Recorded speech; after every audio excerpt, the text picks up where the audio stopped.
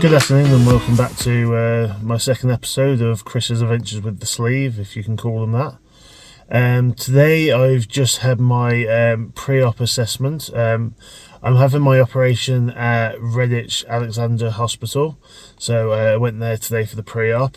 Obviously I've never had anything surgery, barely anything hospital related, to be honest. Never been in overnight, never had anything, so it's like my first time I'm going to be having anesthesia, put to sleep, or well, they say knocked out because it's not sleeping. But yeah, so basically, my appointment was at 2, so I got there, just checked in, sat down for a couple of minutes, and then I was called into a room by a lovely nurse who was called Amelia. She was really nice and friendly. So I think she's a part of the anaesthetist team. Sorry, however you say that, the people that put you to sleep. So yeah, she just went through a few questions. Before I had my appointment, I had the paperwork I had to do where I had to submit. It was like loads of questions about diseases or illnesses I have, family history, things like that. So I did that, no issues. She was quite grateful, but she said, you seem like a pretty simple one. I don't smoke, I barely drink, so yeah, a lot of good stuff there. So it went quite simple. So we went in there, we were just talking about the procedure and everything going forward about that. She was giving me some information about friendly, about obviously I've got to be there at 7:30. So it was a case of making sure when I get there, I don't have I can't have anything to eat after 2:30 a.m, so no late midnight snacks. And they said before 6:30 to have a really big drink of tea, coffee, or water, squash, whatever you want. So yeah, to do that. She was going through a bit about then a lot of questions about diseases you've never heard of, things like that, asking if you've ever had them or anything like that. Bit of questions about COVID. I know it's sort of still in there a bit, but it's not as much as it used to be. It's more a case of if you've got symptoms before the surgery, they do ask you to test, and if you do have it, they will reschedule it because, well, it's not a good idea to have that sort of surgery when you've got a chest infection. So yeah, I guess that makes sense. So yeah, after that, she explained to me a few more things, talking about, I've got given this paperwork with loads of information in. I'm not going to share it because obviously it's got some of my personal details in. But so no food, 2:30 a.m, no smoking, no drinking before. Not really things I've got issues with. Just about my one prescription I take, that was fine. Making sure I don't take any.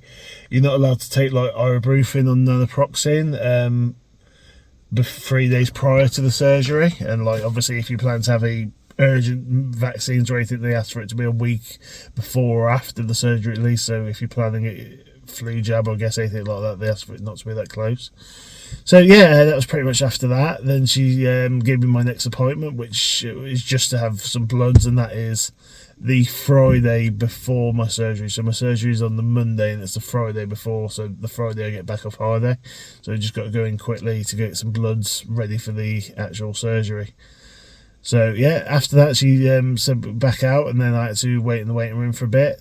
I got called into the next person. They were there, they got blood tests, and you had to do 2 swabs for MRSA. One of them was they went in both of my nose, just went around. It wasn't as bad as the COVID ones, they didn't go in as deep or anything, it's just there. And then the next one is you have to do your groin, both sides of it, and they just gave me the swab and said, look, you can do it yourself. I was like, yeah, that's fine. So pretty simple. And then after that they take 2 lots of bloods, one for your normal just sort of test, and then another one to find out what actual blood type you are. Especially me, I've never found out what blood type I am. Another thing was asking permission if anything goes wrong, do I give permission to have blood? And yeah, I've got no issues against that, no religious views or anything like that would stop me. The bloods were a bit interesting. As I said, I've not had massive amounts of blood tests. I've never been a fan of needles and stuff like that, which this whole surgery is a bit of a nightmare for me and that, but I'm a bit better since I've had them. But she had trouble finding the veins, but that's a bit my fault. I haven't really drank much today, which is stupid. I should know I'm coming in for blood tests. I should have remembered to do that. But yeah, she found one on my right arm, which right here. But she managed to do that after a bit, but it only gave her the blood. It gave her the first vial of blood, and then it stopped, and she couldn't get going. So the second one, she had to go in with to a cannula over here. I mean, that one, it was a smaller needle, and that I didn't even feel that go in, to be fair. But it got the rest of the blood. But as she was doing that one, it was like the weirdest reaction I've ever had to a blood test or anything. I went like, the whole room just went dizzy, my ears popped, you know, like you're on an aeroplane, it went funny like that, and it just felt like throwing up, and I think it's the closest I've ever got to feeling like I was going to pass out.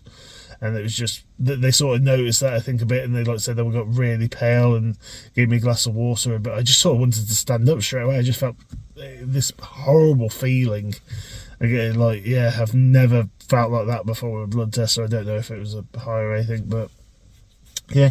One thing I was surprised they didn't do was they didn't take my weight at all at this one. I thought that was going to be something they were going to do, but they didn't. I forgot to say, in the first room, they took my blood pressure, which I was 117/80, so they said, like, perfect. Yeah, your heart rate, she does it with a machine, and then she feels your pulse and oxygen, blood oxygen level, and that sort of stuff. So yeah, that was pretty simple.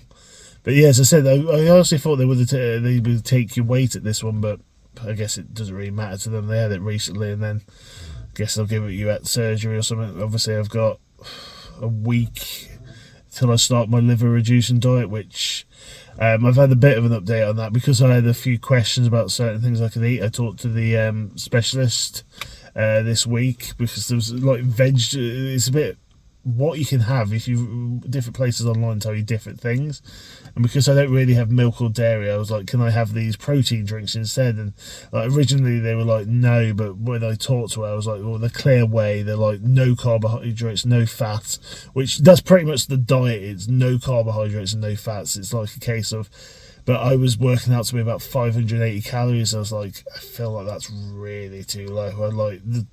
I understand the need of it for 3 weeks, but I don't feel like I'll get a function with that many calories. So she's given me like permission to add like 2 scoops of the protein stuff every day. So that's like another 180 calories. So that brings me around 800-ish, which, you know, it's just not a lot, but it's better than 500, I guess. So yeah, it is what it is with that.